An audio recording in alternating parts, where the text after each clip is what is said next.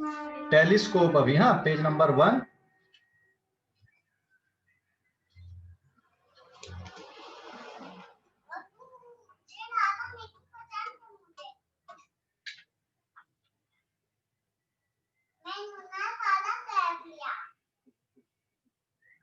Now telescope, ठीक है। Telescope जो सिलेबस में है दैट इज एस्ट्रोनॉमिकल, बाकी बुकों में दिए हुए हैं, है ना। बट एस्ट्रोनॉमिकल टेलीस्कोप के बारे में अपन देखते हैं यहाँ पे। एस्ट्रोनॉमिकल टेलीस्कोप में भी दो लेंस लगे होते हैं। एक होता है ऑब्जेक्टिव लेंस जिसकी फोकल लेंथ बहुत लार्ज लेते हैं, ये ऑब्जेक्टिव लेंस है, ठीक है, जिसकी फोकल लेंथ बहुत लार्ज है। Focal length of objective is much greater than focal length of eyepiece. Eye lens की फोकल लेंथ कम होती, स्मॉल होती है। This is the eye lens. और दोनों लेंस के बीच का जो डिस्टेंस होता है दैट इज ट्यूब लेंथ। यहाँ पे स्क्रू फिट होता है, मतलब ट्यूब बनी रहती है, इसको एडजस्ट करते अपन आगे पीछे मूव कराते हैं।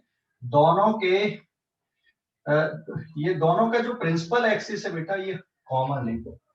Now principal axis of objective and eyepiece are same, मतलब दो लेंस को कोएक्सियली प्लेस्ड कर देते हो जिसपे ऑब्जेक्टिव लेंस की फोकल लेंथ ज्यादा रखी जाती है।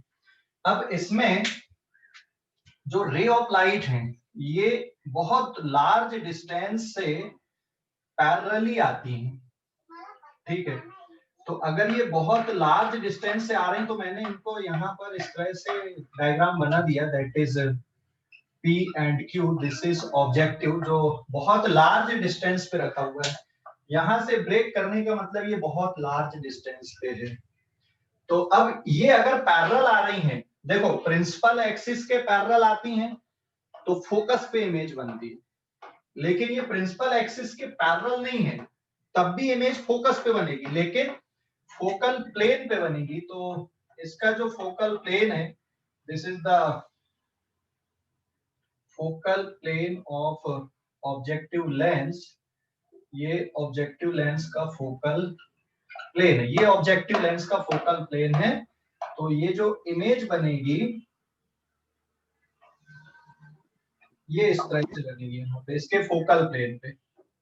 So this is P dash Q dash, ये इंटरमीडिएट इमेज हो गई। कहां पे बनी? फोकल प्लेन पे बनी। समझ गए या नहीं? अरे भाई समझ गए? ये जो दो रे ऑफ लाइट हैं जो पैरेलल तो हैं लेकिन प्रिंसिपल एक्सिस के नहीं है, तो ये फोकल प्लेन पे कहीं पे जाके कन्वर्ज होंगी। तो ये फोकल प्लेन है यहाँ पे, ठीक है। तो ये इसकी इमेज बनेगी यहाँ पे। अगर अपन इस ऑब्जेक्ट को वैसे भी डायरेक्टली देखते तो हमारी आंखों पे बेटा ये वाला एंगल बनता सीधा सीधा। अगर हम भी सीधे सीधे इस ऑब्जेक्ट को देखते कि भाई हाँ हम सीधे इस ऑब्जेक्ट को देख रहे हैं तो हमारी आंखों पे यही वाला एंगल बनता यहाँ पे।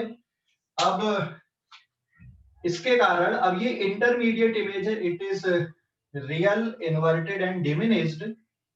तो अब जो फाइनल इमेज बनेगी देखो यहाँ कहीं पे क्या आएगा, this is focal length of eyepiece और ये डिस्टेंस अब है यू ई के बराबर। तो इधर कहीं से हमें ऐसा लगेगा कि जो रे ऑफ लाइट है ये, so this is the final image P double dash and Q double dash, ये फाइनल इमेज है, दिस इज फाइनल इमेज। और ये P डैश Q डैश क्या है? ये इंटरमीडिएट इमेज है, दिस इज इंटरमीडिएट इमेज। और हमारी आंखों की जो पोजीशन है वो इस तरह से है। तो फाइनल इमेज के साथ में हमारी आंखों पे जो विजुअल एंगल बनेगा वो ये बनेगा थीटा। फाइनल इमेज के साथ में, फाइनल इमेज के साथ में जो विजुअल एंगल बन रहा है बेटा वो ये वाला बन रहा है, ठीक है। क्लियर हो गया? अभी कोई डाउट है? क्लियर हो गया रे डायग्राम? रे डायग्राम क्लियर हो गया? Yes sir. अच्छे से देख लो, रे डायग्राम अच्छे से देख लो, टेलीस्कोप का है। और ये कौन सा टेलीस्कोप हम पढ़ रहे हैं यहाँ पे? Astronomical. This is astronomical telescope.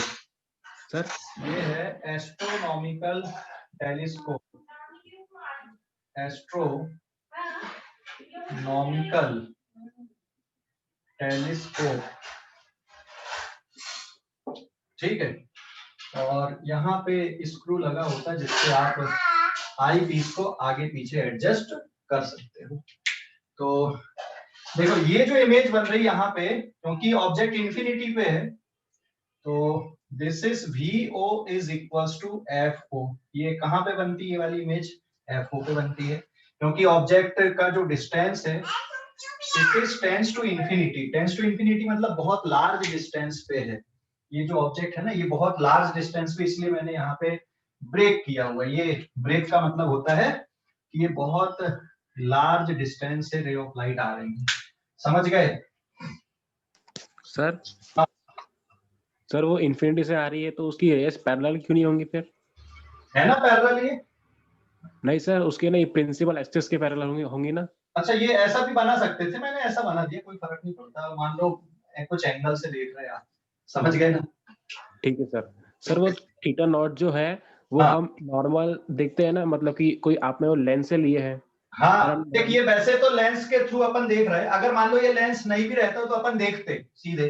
तो ये जो लेंस है ऑब्जेक्टिव लेंस, ये हमारी आंख हो जाती है ना, हमारी आंखों का लेंस हो जाता है। तो ये जो थीटा नॉट है, जब हम ऑब्जेक्ट को डायरेक्टली देख रहे हैं, कोई दूर के ऑब्जेक्ट, समझ गए? हाँ सर। अगर ये लेंस नहीं भी होता और हमारी आंखों से हम डायरेक्ट देखते तो हमको तो यही एंगल दिखता ना, ठीक है। सो what is theta? Theta is visual angle subtended bye, visual angle subtended, theta naught is visual angle subtended by object when it is directly seen। मतलब बिना आप ये लेंस लगा के, बिना उसके भी आप देखोगे तो ये विजुअल एंगल बनता है। और जब आपने ये पूरा अरेंजमेंट लेके देख रहे हो तो फाइनल इमेज के लिए विजुअल एंगल बन रहा है हमारी आंखों पे, ठीक है। समझ गए अभी? हेलो, समझ गए या नहीं? So what is the angular magnification here? Angular magnification किसके बराबर आएगा? Angular magnification capital M, capital M equals to theta upon theta not. हाँ या ना? This is the visual angle subtended by, theta is visual angle subtended by final image to the eye, to the eye. Eye पे जो final image बन रही है उसका एक विजुअल एंगल है। और थीटा नॉट क्या है? It is the visual angle subtended by object when directly seen, object when directly seen, जब आप उसको सीधा देख रहे हैं, डायरेक्टली देख रहे हैं, बिना आप यूज किए टेलीस्कोप का यूज किए, ठीक है, या बिना लेंस का यूज किए। समझ गए? समझ गए इतना? कोई डाउट किसी को? अरे भाई किसी को डाउट है क्या? कोई डाउट है क्या? कोई डाउट है क्या? No sir. सर हाँ बोलो। सर बायनोक्यूलर्स में हम लोग अपराइट इमेज कैसे देख सकते हैं फिर? बायनोकुलर में बेटा ये दो कॉन्वेक्स लेंस यूज नहीं करते, उसमें एक कॉनकेव लेंस होता है और एक कॉन्वेक्स लेंस होता है, ठीक है। उसको टेरेस्ट्रियल टेलीस्कोप बोलते हैं उसको। जो बायनोकुलर हम यूज करते हैं, these are actually terrestrial telescope. समझ गए? जैसे तो आप सर क्रिकेट, अगर हम लोगों ने दो, मतलब ये टेलीस्कोप में अगर दो कॉन्वेक्स लेंस, मतलब जैसे आपने अभी बताया, और उसके साथ एक कॉनकेव लेंस लगाया, तो फिर क्या होगा? तब भी इमेज बनेगी, तब इरेक्ट इमेज बन जाती है फिर। अपराइट बनेगी? हाँ तो अपराइट बनती है, ठीक है। Okay sir. ओके, मैं तुमको वो ग्रुप में सेंड कर दूंगा रे डायग्राम, बाकी कैलकुलेशन इसी तरह की, कैलकुलेशन यहीं तक है हमारे लिए, हाँ टेलीस्कोप सर। एस्ट्रोनॉमिकल तक के लिए है। किसी को अगर देखना है या एससीबी में बने हुए वो आप लोग देख सकते हो एससीबी में, ठीक है, समझ गए। तो अब इसके आगे का जो पार्ट है कैलकुलेशन का, अभी देखो angular magnification theta upon theta not. अच्छा, ये जो थीटा की वैल्यू ये किसके बराबर है, P dash Q dash upon U E के बराबर है, और थीटा नॉट किसके बराबर है, P dash Q dash upon F O, है ना। देखो अभी इस पेज का स्क्रीनशॉट ले लो जल्दी से, इस पेज का स्क्रीनशॉट ले लो। हो गया क्या, हो गया क्या? अरे आज की क्लास कौन शेयर करेगा, मैं तो बताने ही भूल गया। हाँ आसना तुम कर देना, यस सर। ठीक है। और आंचल, आंचल ठीक है, ओके। तो अभी इस ले पेज लिया सर स्क्रीन। स्क्रीनशॉट लो इस पेज का। देखो ऑब्जेक्टिव लेंस की फोकल लेंथ ज्यादा तो रहती है, साथ में ऑब्जेक्टिव लेंस का डायमीटर भी ज्यादा रखते हैं, ठीक है। ऑब्जेक्टिव लेंस की फोकल लेंथ ज्यादा तो रहती है, साथ में इसका डायमीटर भी ज्यादा रखते हैं। ओके, यहां तक समझ गए। अब आगे देखो,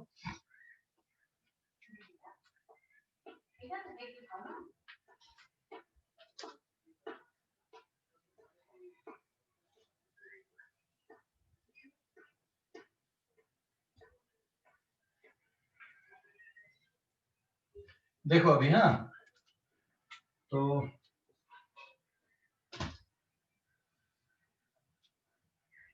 अब angular magnification theta upon theta not, since theta की वैल्यू किसके बराबर है, लगभग लगभग टेन थीटा मान लो कि स्मॉल एंगल है, तो ये वाली वैल्यू आपकी आएगी P dash Q dash divided bye ये वाला जो डिस्टेंस बेस किसके बराबर है, यू ई, और थीटा नॉट की वैल्यू भी लगभग लगभग टेन थीटा नॉट है, और ये किसकी इक्वल आएगा, P dash Q dash. Actual में इधर का डिस्टेंस आपको नहीं पता, तो यहीं से आप मेजर करोगे, ये परपेंडिकुलर हो गया और ये बेस हो गया, तो that is equal to F O, ठीक है। तो therefore angular magnification will be given by nearly किसके इक्वल आएगा, p dash q dash upon u e whole divided by p dash q dash upon f o। So angular magnification will be given by f o divided by u e. This is the angular magnification produced by telescope. देख लो अभी, ये angular magnification है telescope के लिए, समझ गए sir बोलो योजित। Sir हम थीटा नॉट तो हमेशा वो लेते हैं ना, साइज ऑफ ऑब्जेक्ट अपॉन वो उसका बीच का डिस्टेंस। नहीं देख, विजुअल एंगल चाहिए होता हमें, थीटा नॉट तो अगर माइक्रोस्कोप का यूज कर रहे हैं तो वहां पे वो आ जाता है उतना, साइज ऑफ ऑब्जेक्ट या height of object divided by जो डिस्टेंस। यहाँ पर भी तो वही लिखे अपन ने, पी डैश क्यू डैश क्या है, यहाँ पे ऑब्जेक्ट है ना। देख एक्चुअल जो ऑब्जेक्ट है पी क्यू वो पता है क्या टेलीस्कोप में, आप टेलीस्कोप का यूज किसके लिए कर रहे हो, लार्ज डिस्टेंस के ऑब्जेक्ट को देखने के लिए, हाँ या ना। हाँ सर। तो पी क्यू के बारे में पता है क्या, कितना बड़ा है, कितना साइज है, और ऑब्जेक्टिव लेंस से कितनी दूर पे है, वो तो हमें पता ही नहीं है ना। सर पर हम थीटा नॉट तो हम विदाउट लेंस लेते हैं ना। हाँ तो ये वाला जो लेंस है ये थीटा नॉट यही देखेगा ना तुमको, अगर तुम डायरेक्टली अपनी आंखों से देखते, चल ये वाली ये लेंस हटा के तू अपनी आंख लगा ले, यहाँ पे अपनी आंख का लेंस लगा ले, या अपन ऐसा देख रहे हैं तो भी तो हमको यही एंगल देखेगा ना, हाँ हमारी सर, अब आंखों पे समझ यही गया। एंगल बनेगा ना, समझ हाँ गए। सर, समझ गया। तो हाँ जब सर। हमारी आंखों पे यही वाला एंगल बन रहा है तो हमें ये इधर का डिस्टेंस पता ही नहीं है, ये साइज नहीं पता, हाँ ये सर। साइज नहीं पता, ये डिस्टेंस नहीं पता, हाँ ये वाला जरूर पता हमको, क्योंकि यहाँ से इंफिनिटी से लाइट आ रही, मतलब ये कहाँ पे बनेगी, फोकस पे बनेगी ना ये। तो ये जो फोकल लेंथ है ये किसके बराबर है, यहाँ पे एफ ओ के बराबर है, समझ गए अब। हाँ सर, समझ गया। ओके, और कोई डाउट है किसी को, और कोई डाउट है किसी को। सर एक बार एक शॉर्ट में आप शॉर्ट पे बता सकते हो क्या, मेरा वो टेक्निकल फॉल्ट था उसके चक्कर में मीटिंग से बाहर चले गया था। ओके, ठीक है। देख, यहाँ पे हम टेलीस्कोप की बात कर रहे हैं और ये कौन सा टेलीस्कोप है? एस्ट्रोनॉमिकल वाला। समझ गया? रे डायग्राम समझ गया ओम प्रकाश? हाँ सर। ओके, मैग्निफिकेशन का formula theta upon theta not, ये भी समझ गया? हाँ सर। ठीक है, तो थीटा की वैल्यू कितना लिखेगा? 10 थीटा अगर स्मॉल है तो थीटा को नियरली 10 थीटा मान सकते हैं अपन। तो फिर 10 थीटा की value P dash Q dash divided by base किसके बराबर? U E. तो P dash Q dash upon U E. और थीटा नॉट की वैल्यू, थीटा नॉट कौन सा angle? Visual angle subtended by object when directly seen. हम हमारी आंखों से भी सीधे सीधे देखते हैं, बिना टेलीस्कोप का यूज किए, तो कौन सा विजुअल एंगल बनता? थीटा नॉट वाला बनता है। समझ गए? हाँ सर, आगे समझ गया सर। ओके बेटा, अभी इस पेज का, ये कौन सा नंबर का पेज है? 2 नंबर का।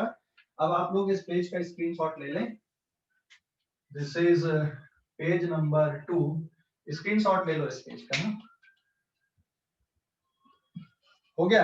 अब यहाँ पर भी ना दो अरेंजमेंट होते हैं। कौन कौन से दो अरेंजमेंट होते हैं? सर 1 मिनट रुक जाओ। हाँ, यहाँ पर भी दो अरेंजमेंट मिलेंगे आपको। एक नॉर्मल एडजस्टमेंट हो और गया एक सर। हो गया ना? अभी देखो, अगर final image least distance of distinct vision पे बने, final image least distance of distinct vision पे बने, मतलब ये जो इमेज है ये कैपिटल डी पे अगर बन रही है यहां से, तो मैग्निफिकेशन का फार्मूला आपने निकाल लिया।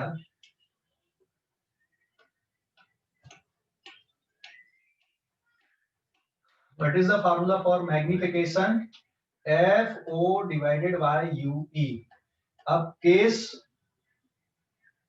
वन कौन सा है यहाँ पे? When final image, case one when final image at capital D. अच्छा ये बताओ, जो इंटरमीडिएट इमेज है वो कैसी है? कभी कभी तो ऑब्जेक्टिव टाइप क्वेश्चन ऐसे ही बन जाते हैं। इंटरमीडिएट इमेज कैसी है? Real, inverted and diminished. Diminished समझ गया क्यों बनेगी diminished? Yes sir. Real, inverted and diminished, क्योंकि ऑब्जेक्ट आपका इंफिनिटी पे है। और फिर ये फाइनल इमेज कैसी है? Virtual, inverted and highly magnified. फिर मैग्नीफाइड हो जाती है। तो जब फाइनल इमेज आपकी डी पर बन रही है, 1 upon F E is equal to 1 upon V E minus 1 upon U E. अब साइन कन्वेंशन के साथ वैल्यू पुट कर दो। 1 upon F E, 1 upon minus D minus 1 upon minus you ई। आपको क्या चाहिए? 1 अपॉन यू ई चाहिए। 1 अपॉन यू ई अगर चाहिए तो इसको ट्रांसपोज करके इधर ले आओगे। 1 upon ut is equals to 1 upon fe plus 1 upon d. So therefore magnification in this case md से मैं डिनोट कर रहा हूँ, मतलब मीनिंग वही है, is equals to fo, और 1 upon ue की जगह में 1 upon fe plus 1 upon d। इसमें हम किसको कॉमन निकाल दें? 1 upon fe को कॉमन निकाल दें बाहर, तो ब्रैकेट के अंदर बचेगा 1 plus F E divided by D. ये इस तरह से बच रहा है एंगुलर मैग्निफिकेशन जब फाइनल इमेज कहां पे बन रही है? Least distance of distinct vision पे। अभी देखो यहाँ पे F E divided by D है, इसलिए आई लेंस की फोकस को कैसा रखना पड़ेगा? तुमको छोटा रखना पड़ेगा, क्योंकि डी की वैल्यू क्या होती? 25 सेंटीमीटर होती कि नहीं? तो ये वाली वैल्यू को आपको एफ ई, इसकी फोकल लेंथ को छोटा रखना पड़ेगा, तब मैग्निफिकेशन ज्यादा मिलेगा। ठीक है, आप जितना छोटा रखोगे उतना, तो इसको लगभग लगभग आप एफ ई को कितना ले सकते हो?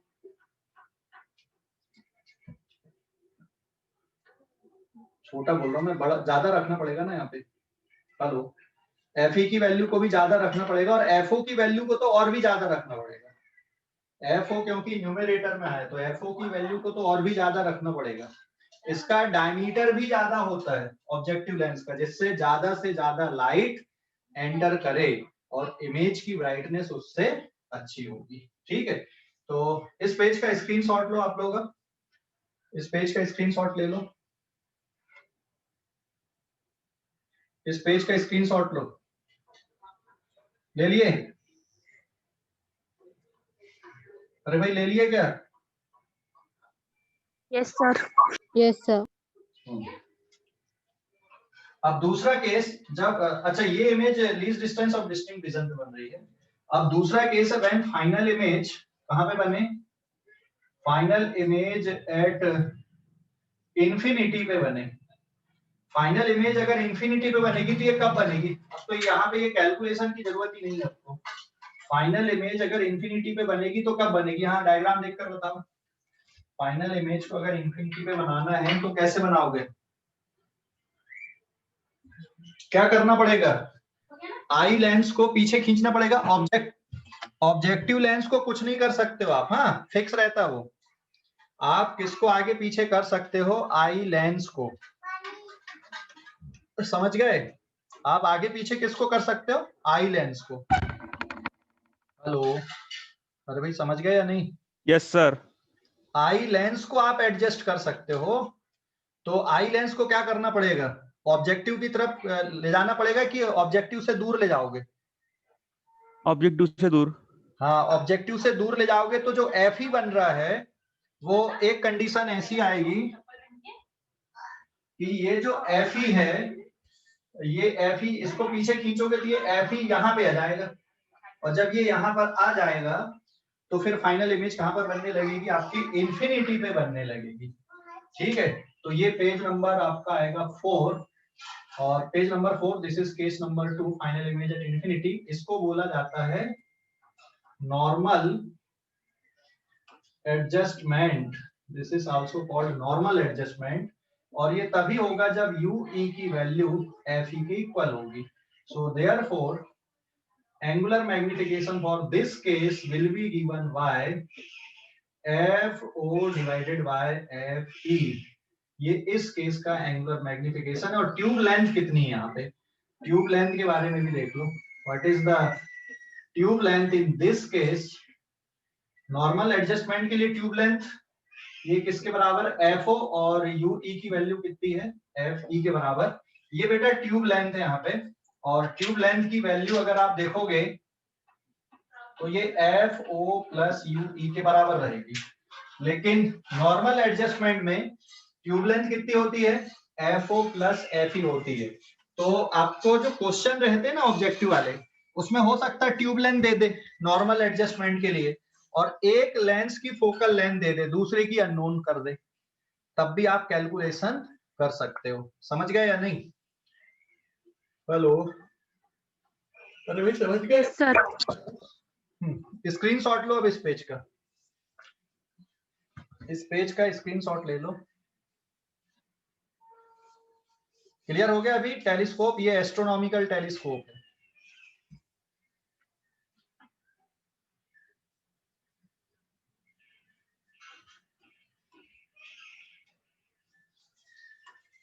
क्लियर हो गया। Yes, sir.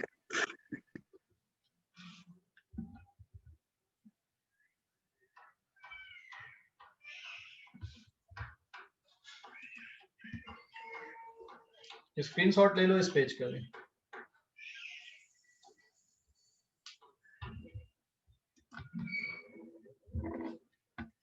टेलीस्कोप का ड्रॉबैक क्या है, एक तो ऑब्जेक्टिव लेंस की फोकल लेंथ बहुत ज्यादा है, और इसका डायमीटर भी ज्यादा रखते हैं। अब डायमीटर भी ज्यादा रहेगा तो ये जो लेंस है ऑब्जेक्टिव लेंस, ये कैसा हो जाएगा, बहुत भारी हो जाएगा, और बहुत ज्यादा भारी हो जाएगा तो किनारे तो पतले रहते हैं इसके किनारे, है ना। अगर ये हैवी होता जाएगा, किनारे इसके भारी हो जाएंगे, क्या होगा उससे, किनारे अगर हैवी हो जाएंगे तो क्या होगा, ब्रेक कर सकता है, किनारे टूट सकते हैं उसके। तो ये एक इसका ड्रॉबैक हो गया, बहुत हैवी हो जाएगा ये इंस्ट्रूमेंट, है ना। तो साइंटिस्टों ने क्या किया, एक रिफ्लेक्टिंग टाइप का टेलीस्कोप बना दिया, मतलब जो ऑब्जेक्टिव लेंस है उसकी जगह में एक कॉन्केव मिरर ले लिया, क्योंकि दोनों का फंक्शन एक जैसा, बस डायग्राम थोड़ा अलग बनेगा। ठीक है, फार्मूले भी इसी के जैसे आएंगे, बट ये ऑब्जेक्टिव लेंस को उनने रिप्लेस कर दिया कॉनकेव मिरर से। कैसे किया वो भी अभी बता रहा हूँ मैं। इस पेज का स्क्रीनशॉट ले लो जल्दी से। Now there is a reflecting type telescope, इस पेज का स्क्रीनशॉट लो, ले लिए। Yes sir.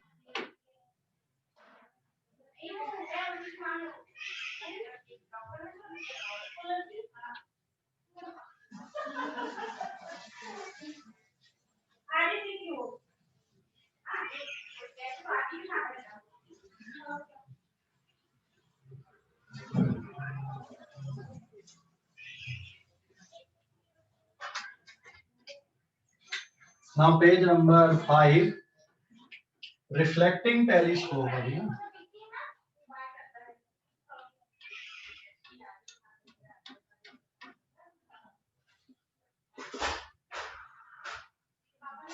देखो रिफ्लेक्टिंग टेलीस्कोप ऐसा होता बेटा, यहां पर एक कॉनकेव मिरर लगा देते ऐसे, और ये ट्यूब लगी होती फिर यहाँ पर, ये आई पीस है, आई लेंस, और एक कॉन्वेक्स मिरर यहाँ पे अरेंजमेंट में लेते हैं। रे ऑफ लाइट जैसे इन्फिनिटी से आ रही यहाँ पर, तो इस objective lens, this is the concave mirror, concave mirror act as objective का काम करता है। तो रे ऑफ लाइट कहां से आ रही है? इन्फिनिटी से आ रही है। रिफ्लेक्शन के बाद ये यहाँ पर आएंगी, और ये एक कॉन्वेक्स मिरर है, और यहाँ से फिर ये इस तरह से कहाँ पे जाएंगी? आई लेंस पे जाएंगी, और हमारी आई की पोजीशन सपोज यहाँ पे, ठीक है। तो इसके जो फार्मूले हैं, इसके फार्मूले भी बिल्कुल वैसे ही रहेंगे, जैसे इसकी फोकल लेंथ एफ ई है, इसकी फोकल लेंथ एफ ओ है, this is the concave mirror. ये कॉन्वेक्स मिरर रहता है एडिशनल यूज के, बट इसका बहुत ज्यादा यूज नहीं, रे ऑफ लाइट को इधर रिफ्लेक्ट करने के लिए। तो for normal adjustment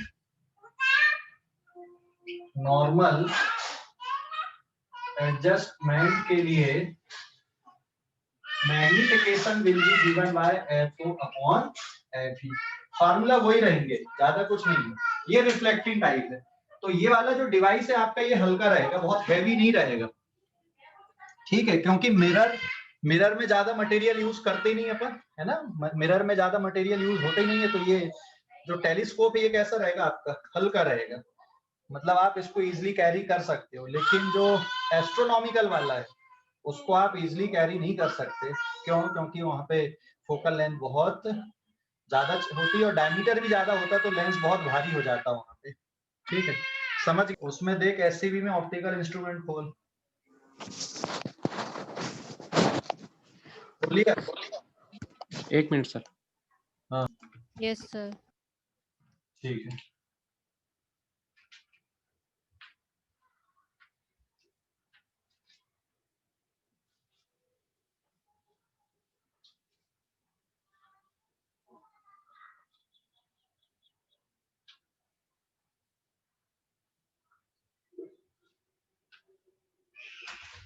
page number 6 देखो भी, एक क्वेश्चन हम ले रहे हैं यहाँ पे। एक tube length for normal adjustment, if tube length for normal adjustment of astronomical telescope is,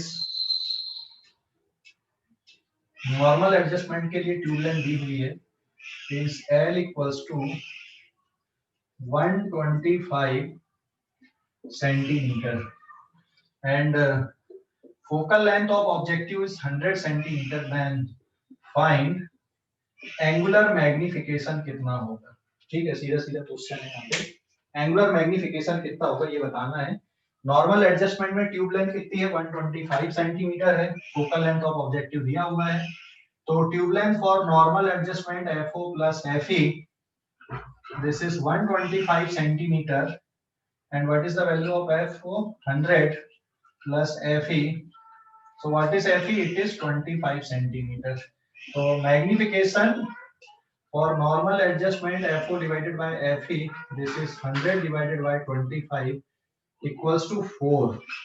मतलब आपको जो साइज है वो लगभग 4 टाइम्स बड़ा दिखाई देगा। मतलब नॉर्मली आप जो देखते हैं उसमें जो साइज आपको दिख रहा है उसका लगभग कितने टाइम्स दिखाई देगा? 4 टाइम्स दिखाई देगा। इसके लिए जैसे मान लो आप ये बहुत दूर कोई पहने, या मान लो इतनी दूर है, अब मैं यहाँ से देख रहा हूँ, मुझे इसका साइज इतना फील हो रहा है, तो अगर ये टेलीस्कोप लगा के हम देखेंगे तो इसका साइज इससे कितना गुना ज्यादा दिखेगा आपको?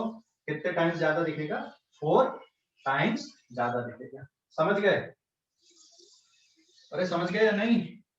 Yes sir. स्क्रीनशॉट लो इस पेज का भी जल्दी से। ले लिया सर। हो गया? Yes sir. Then page number 7।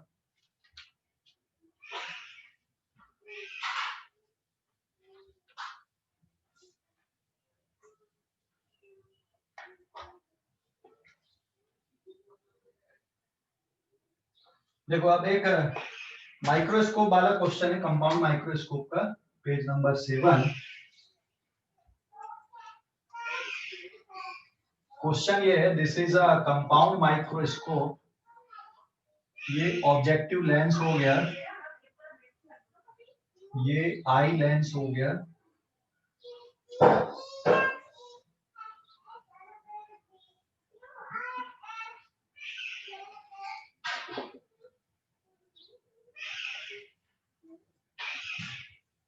Object को यहाँ पे रखे हो।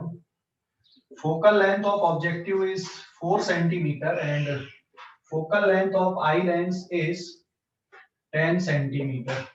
ठीक है, और ये जो डिस्टेंस है आपका UO, ये P और Q है, UO इज इक्वल्स टू, ये जो डिस्टेंस दिया हुआ है यहाँ पे, this is equals to 5 centimetre पे। ठीक है, तो आपको इस अरेंजमेंट के लिए क्या निकालना है, ट्यूब लेंथ निकालना है और एंगुलर मैग्निफिकेशन फाइंड आउट करना है। ट्यूब लेंथ कितनी है इस केस के लिए? ठीक है, ट्यूब लेंथ कितनी आएगी? अगर फाइनल इमेज आपकी कहां पे बन रही है, least distance of distinct vision पे बन रही है,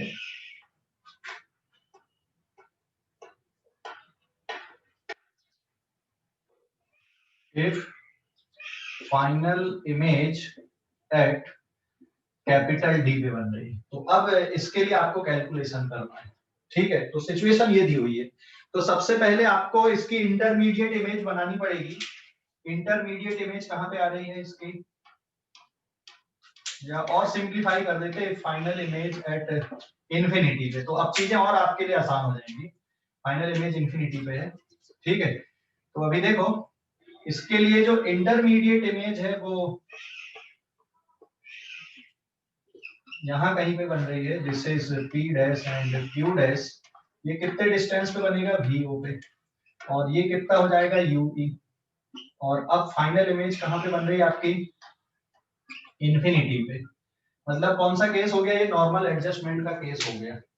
ठीक है, अब कैलकुलेशन कैसे करोगे, यहाँ पे ट्यूब लेंथ कितनी आएगी, तो सबसे पहले आपको क्या निकालना पड़ेगा, 1/FO is equals to 1/VO minus 1/UO, 1/+4, 1/VO ये नहीं पता, एंड 1/-5, ये इंफिनिटी पे बन रही है ना, तो 1/VO is equals to 1/4 minus 1/5, LCM आ गया 25 minus 4, VO की वैल्यू कितना आ गया, 20 सेंटीमीटर। ये 20 सेंटीमीटर हो गया, समझ गए या नहीं?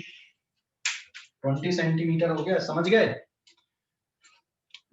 हेलो, अरे समझ गए इतना कैलकुलेशन? पहले ऑब्जेक्टिव के लिए कैलकुलेशन किए हमने, पहले ऑब्जेक्टिव लेंस के लिए कैलकुलेशन किए। अब फाइनल इमेज अगर इंफिनिटी पे बन रही है तो फिर आगे का कैलकुलेशन क्या आएगा? अच्छा, यहाँ पे मैग्निफिकेशन का फार्मूला क्या है, m इंफिनिटी, मैग्निफिकेशन का formula VO/UO into capital D/FE, यही है ना? अरे हाँ है ना, यही था? हेलो, अरे यही था ना? Yes sir. हाँ, तो अभी आप वैल्यू पुट कर दो, दिस इज 20/5, D की वैल्यू 25 और FE की वैल्यू कितनी है, 10। ठीक है, D/FE यार। ओके, तो ये सॉल्व करने पे कितना हो गया, 5 5 या 25, एक जीरो से एक जीरो चला गया, ये कितना आ गया, 10 टाइम्स। मतलब जो इमेज का साइज देखेगा आपको, नॉर्मली आप डायरेक्टली देखते उससे लगभग 10 टाइम्स बड़ा दिखेगा। और tube length is equals to VO plus FE, here it is 20 centimetre plus 10 centimetre is equals to 30 centimetre, so this is the tube length in this case. देख लो भाई कैलकुलेशन। अरे इसमें कुछ नहीं है, ये कॉम्बिनेशन ऑफ लेंस के जो क्वेश्चन किए थे ना अपन ने, वही है। कॉम्बिनेशन ऑफ लेंस वाले जो क्वेश्चन किए थे वही है। पहले ऑब्जेक्टिव के लिए कैलकुलेशन कर लो, फिर आई लेंस के लिए कैलकुलेशन कर लो। और हाँ, इसको 4 से 5 बार आप लोग पढ़ो, लेकिन